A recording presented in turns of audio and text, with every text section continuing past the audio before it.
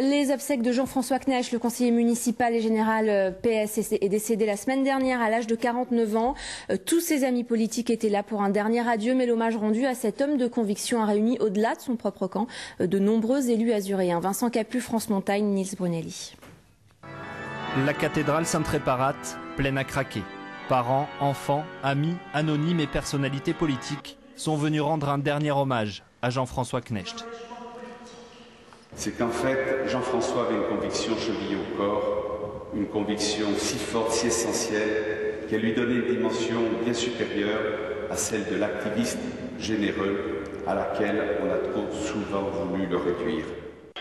La mort brutale de l'élu socialiste, conseiller général et conseiller municipal à Nice, a ému l'ensemble de la classe politique azuréenne. Sa famille socialiste bien sûr, mais aussi ses adversaires politiques, tous reconnaissent son engagement et sa droiture.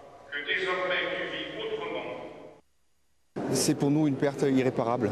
Et d'ailleurs, l'hommage que lui rend aujourd'hui, bien au-delà des élus, le peuple de Nice, tous les gens qu'il a pu aider, démontrent à quel point il va nous manquer.